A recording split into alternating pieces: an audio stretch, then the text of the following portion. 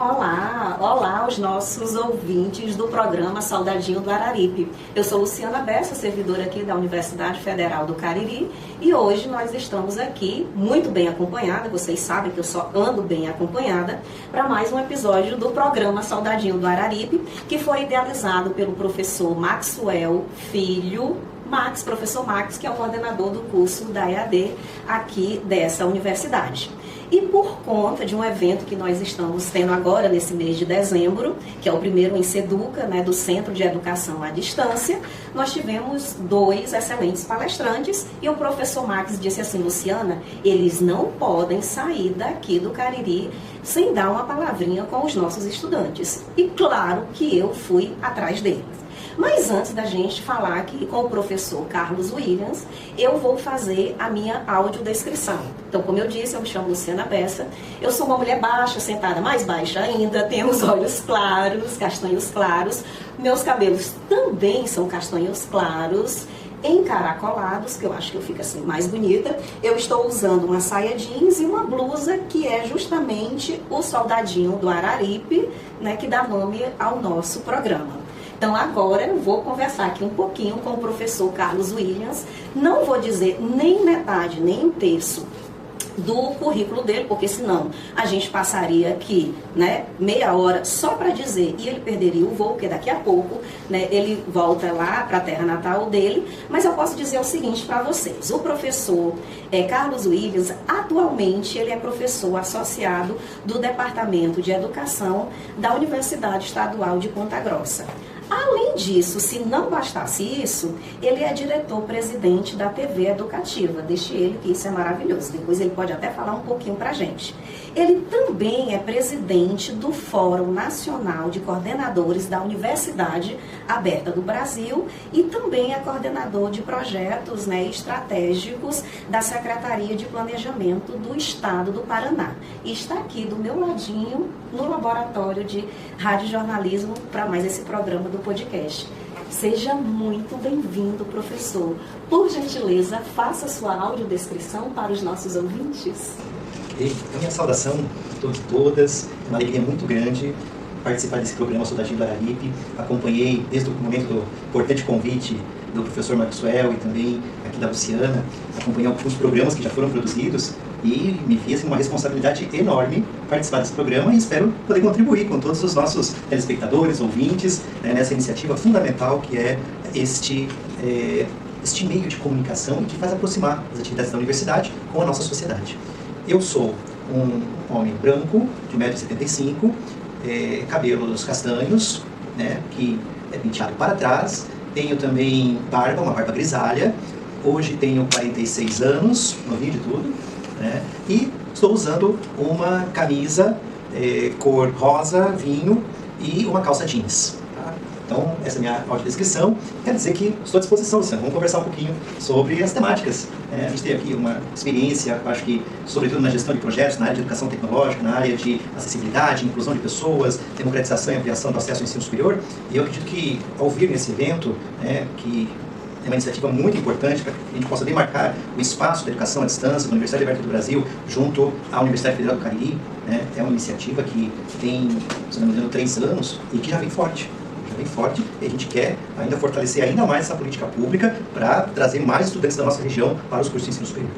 Bom, como a nossa temática aqui, a gente está falando sobre essa questão da acessibilidade e inclusão digital, deixa eu começar aqui perguntando, porque talvez nem todo mundo saiba sobre essa questão da Lei Brasileira de Inclusão da Pessoa com Deficiência ou o Estatuto da Pessoa com Deficiência. Inclusive, eu tenho um projeto que é sobre leitura e a gente, inclusive, chamou a Francileuda para falar, porque eu acho que foi dia 5 de dezembro, dia Internacional da Pessoa com Deficiência, para a gente falar sobre esse assunto. Então, professor, o que é essa Lei Brasileira de Inclusão da Pessoa com Deficiência? Que representa um esforço de muito debate, de muitas discussões com especialistas, com atores políticos, com representações da sociedade civil organizada no campo das políticas de acessibilidade, das questões relacionadas à inclusão da pessoa com deficiência. Para quê? Para que nós pudéssemos chegar a esse ato normativo que é a representação desta política. E que visa, na verdade, eu digo assim, duas questões. Primeiro,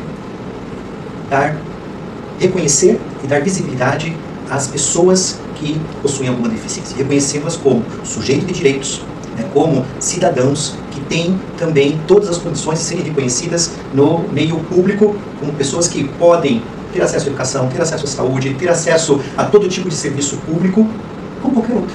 Né? Quer dizer, política de acessibilidade, política de inclusão da pessoa com deficiência é reconhecê-la, né, a partir da sua subjetividade, da sua cidadania e, consequentemente, também como uma política que precisa adotar medidas, ferramentas, mediações necessárias para que elas possam usufruir dos direitos em condições de igualdade.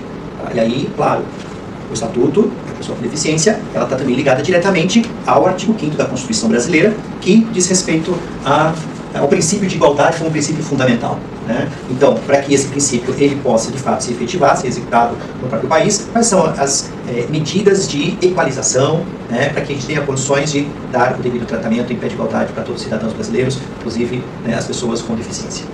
Então, nós temos desafios importantes, né, para que esse estatuto ele possa, de fato, se efetivar. Né? Mas o que, sobretudo no campo educacional, nós temos visto nos últimos anos? Que essas pessoas, elas têm ocupado cada vez mais espaços nos contextos do ensino superior. Né? Houve um movimento, já desde os anos 2000, de inclusão de pessoas com deficiência na educação básica, tá? E, claro, na medida em que elas foram progressivamente avançando o seu nível de estudo, né, chegou o momento em que eles chegaram no ensino superior, na universidade. Né? E aí a grande questão é, a universidade está preparada para receber essas pessoas? Tá? Quais são as medidas adotadas pelo poder público para que a universidade, por exemplo, do ponto de vista da sua organização física, dê condições de acesso? Tá? E aí, claro, existe uma série de determinações, deveres dos mantenedores das iniciativas educacionais, sejam elas públicas ou privadas, para que seja garantido o direito do acesso. E, é claro, também da permanência e uma conclusão com sucesso. Tá? Eu fiquei muito feliz ontem e nessa semana toda, né, em saber que nós estamos tendo aqui na Universidade Federal do Cariri celebrações de formatura, né, que é um ato solene do maior conselho da universidade, né, e que é uma prestação de contas para a sociedade do ato que está acontecendo, e saber que ali você tem também os intérpretes de Libras, né, para favorecer o acesso a toda aquela celebração que está acontecendo para a comunidade surda. Né. E essas medidas elas precisam ser adotadas em todos os espaços. Né. Aqui no nosso programa, Soldadinho do Araripe também, né, em todos os ambientes em que há algum evento, seja ele. Então, além de rampas, além de investimentos nas instalações sanitárias, esse estatuto, como uma política pública, ele vai deliberar, né, quais são as providências que os gestores precisam tomar em suas instituições, né, em diferentes espaços públicos e também privados, para que essa acessibilidade aconteça. Então, a política, o estatuto, né, e a própria Lei 13.146 de 2015, que já tem também, inclusive nesse ano, 2025, alguns acréscimos, né, dentro dessa própria lei, ela é uma forma de garantir o exercício desse direito. E eu achei tão bonito quando você falou, porque não é só acessar, né? Acessar e ter a permanência nesse espaço, porque muitas pessoas, quando eu tenho um outro projeto que eu participo, que é o FCA itinerante, a gente vai nas escolas e aqui na região, a gente tem 29 municípios aqui na região do Cariri. Então a gente chega em lugares mais longínquos e alguns estudantes, independente de ter ou não algum tipo de deficiência, eles acreditam que esse espaço aqui não é para eles. Porque eles acham que é muito difícil o acesso e mais difícil ainda a permanência. E aí, quando a gente fala sobre a questão das bolsas, né, que a gente tem determinadas bolsas, ensino, pesquisa, extensão e cultura, porque nós somos uma universidade, das 69 universidades que nós temos nesse país, apenas 4 têm uma pró-reitoria de cultura independente, nós somos uma delas. Eu vi a entrevista passada, né, do pró-reitor de cultura, Professora Clarice. E achei assim, uma iniciativa muito legal. Eu quero levar essa iniciativa lá para nossa universidade, para que também tenhamos condições de ter uma pró-reitoria específica para assuntos culturais. Eu acho que merece muito. Universidade, instituição de ciência, instituição de cultura, precisamos valorizar isso e prestar o melhor serviço para a nossa sociedade. Muito bem explicado nessa lei brasileira, né, de inclusão à pessoa com deficiência. Eu quero já pular aqui uma pergunta, porque você falou coisas muito importantes, porque num dos programas anteriores que nós tivemos aqui do Soldadinho do Araripe, uma das pessoas, né, que estiveram aqui contribuindo conosco foi a Francileuda Linhares, que eu chamo particularmente, carinhosamente de Fran, que ela está à frente da Secretaria de Acessibilidade aqui da UFCA, e nós falamos muito sobre o que é acessibilidade e a importância, né, fazendo um link com o que o senhor acabou de falar, sobre acessibilidade. Então, nós falamos acessibilidade, mas tem uma coisa diferente que eu quero te perguntar. Acessibilidade digital. O que é acessibilidade digital e inclusão digital? Pergunta importantíssima, porque isso nos leva a uma discussão sobre paradigmas contemporâneos da formação. Hoje, debatemos muito marcos regulatórios e formatos de ensino nas nossas universidades e pensamos em qualificar esses formatos de ensino para quê? Para que todas as pessoas tenham uma formação, seja ela no ensino presencial, no semipresencial ou na educação à distância, tenham uma educação de qualidade. A preocupação já com a educação de qualidade já é um ato de inclusão, independente do formato. E por que eu digo isso? Porque se você não tem uma educação de qualidade, você pode contribuir mais para excluir as pessoas ainda, tá? Dando uma formação deficitária, ou uma deformação, podemos dizer assim. Então, é bem importante que a gente possa ter preocupação com a qualidade como um princípio da inclusão, oferecendo por meio da formação, uma formação sólida, uma formação que tem toda uma preocupação metodológica e orientada a uma finalidade de profissionalização e também produção científica cada vez mais elevada. Essa preocupação já é uma preocupação com a inclusão. O que acontece, que precisa acontecer no ensino presencial e na geografia física, mas também na geografia virtual. E aí que nós entramos na inclusão digital. Tá? Incluir digitalmente significa dar condições de acesso, de permanência e de conclusão com sucesso, das pessoas que participam de um processo de formação na geografia virtual, no meio digital. Para isso, existem muitas preocupações que nós precisamos ter se ofertamos cursos mediados por tecnologias. É muito interessante porque não se trata apenas aqui de você garantir as ferramentas necessárias, as ferramentas digitais necessárias para gerar um processo de inclusão e acessibilidade. Porque eu posso ter as ferramentas necessárias já com uma série de aplicativos, de softwares que estão à disposição, que já foram produzidos pelas indústrias de TI. No interesse de cada vez mais você vender e ofertar produtos, existe muita coisa já produzida em aplicativos. Gosto muito dos aplicativos de código aberto. Por quê? Porque aí você pensa na formulação de uma estrutura pública digital.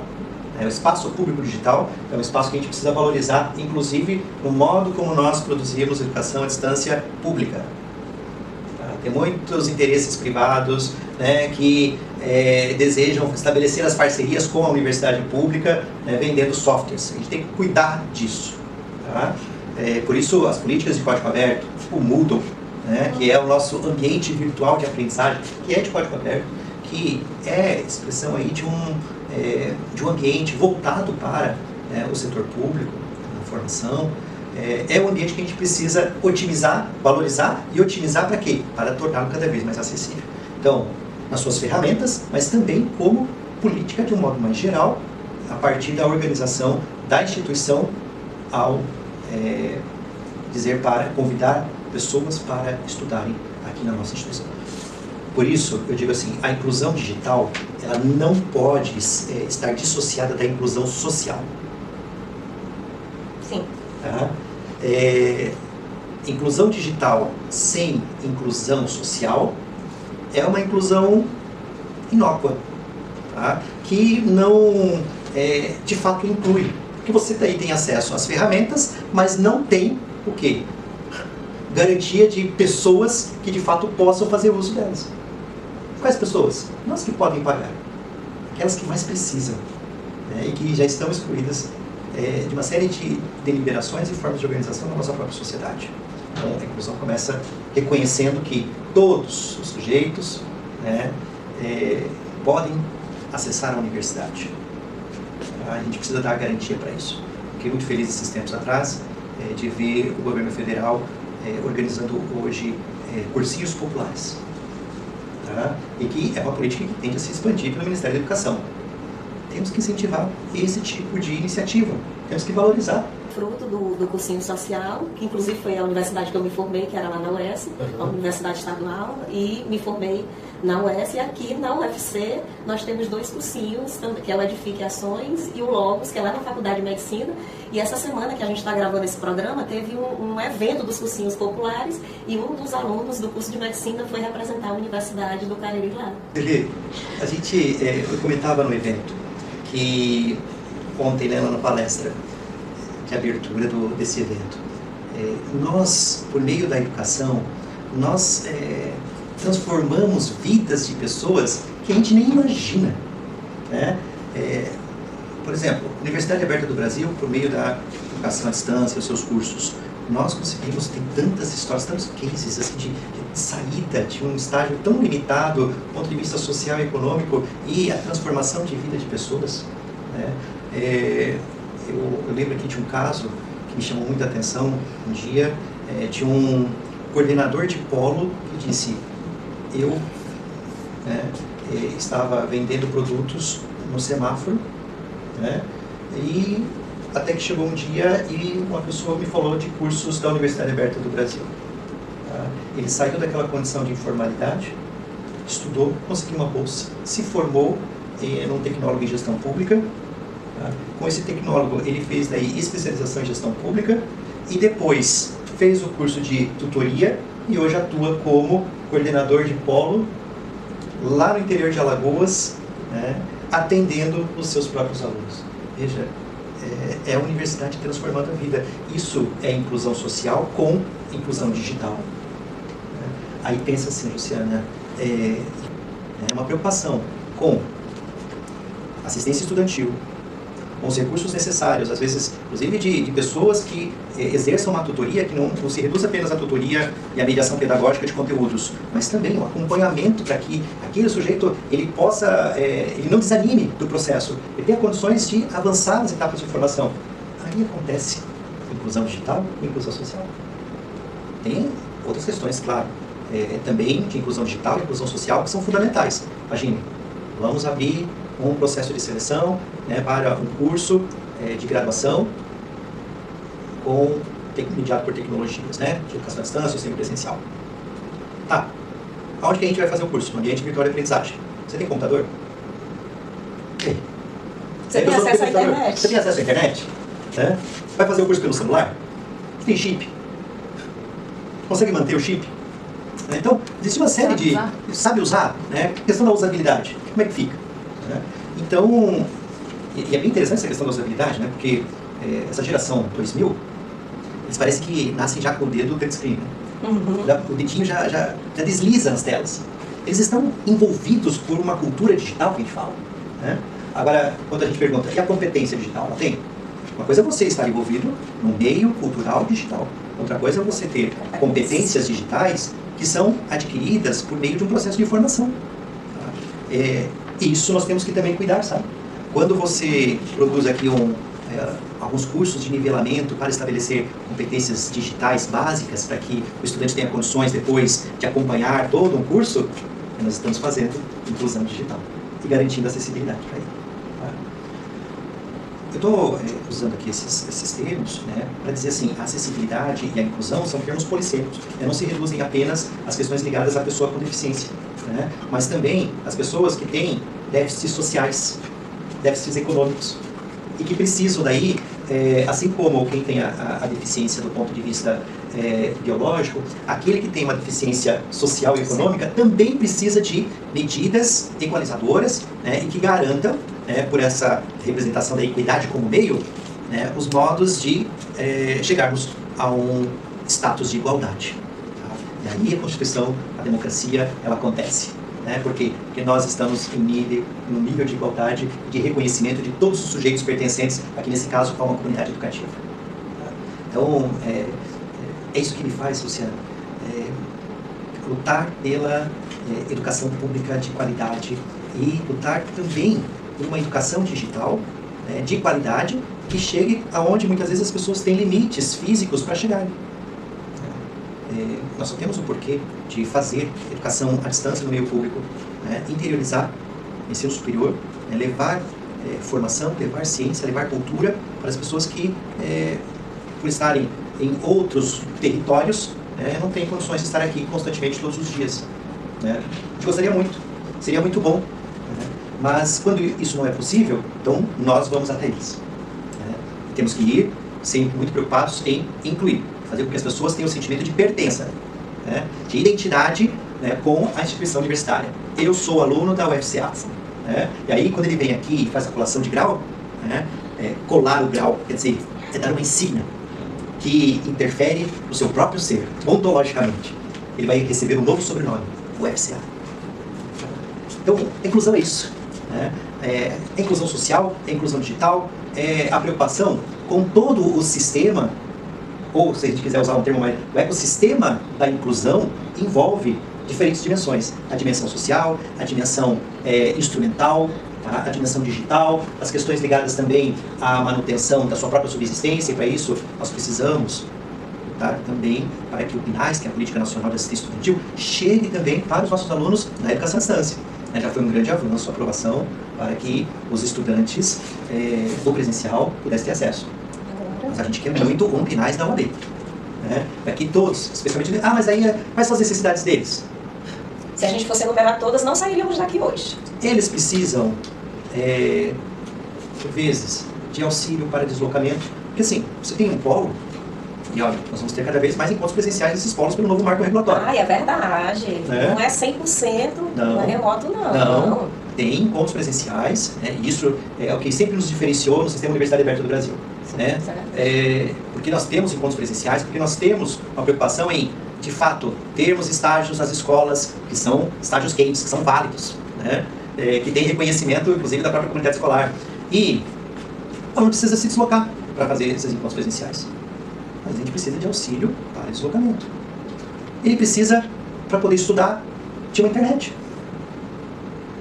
de qualidade, não algo precário. Né? Antigamente, os alunos iam para as lan houses, né? Hoje não tem mais lan house. Eu já fui. Então, e custa, né? Sim, custa, você tem que pagar, né? por hora. Acho que nós já estamos tendo avanços pelos esforços implementados, né? Inclusive a gente reconhece já alguns esforços aqui no estado do Ceará, para que os polos de educação à distância tenham computadores e os alunos possam frequentar esses polos. Legal. Né? Mas existem muitos momentos em que o aluno está lá na casa dele, ele não precisa sair dali, né? Até porque boa parte desses estudantes são da classe trabalhadora, né? Já trabalharam o dia inteiro, atenderam as demandas de casa e agora ele vai começar a estudar.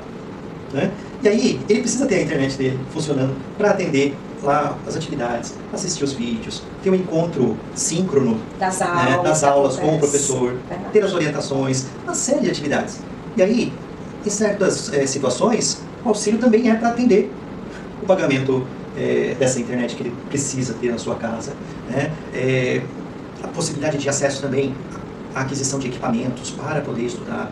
Então a gente precisa, assim, compreender que assistência estudantil, educação à distância pública, ela é fundamental, ela é necessária e é um modo de gerar processos de emancipação e formação cidadã para todos. Acho que aquela compreensão de que ninguém solta a mão de ninguém, todo mundo luta para chegar até a consecução dos seus objetivos de formação juntos, é o que precisa unir todos os atores e responsáveis pelo processo de formação. Nossos reitores, nossos coordenadores de curso, mas também quem está lá, a Secretaria de Estado da Ciência, Tecnologia e Ensino Superior, a Secretaria de Educação, do Ministério da Educação, todos os atores, a classe política, para atuar juntos em torno de um objetivo. Que é o quê? Não é gasto, é investimento. Não tem desenvolvimento econômico e social sem investir em educação. A gente precisa ter essa compreensão. Claro, com responsabilidade no uso do recurso público. Né? Às vezes até tem algum recurso, mas a gente precisa utilizar as nossas estruturas também internas para que esse recurso chegue onde precisa chegar. Tá? E isso é se preocupar também com a inclusão, no modo como nós fazemos a gestão pública desses recursos, tá? Garantindo, procurando maximizar, né, o bem público para o maior número possível de pessoas. Mas de repente ele não quis mais, viu que não era o curso, tudo bem. A gente não pode entender esse dado como um dado de evasão. E alguma coisa dessa formação ficou, né, para que ele pudesse também dar sentido às experiências formativas iniciais que pelo menos ele teve.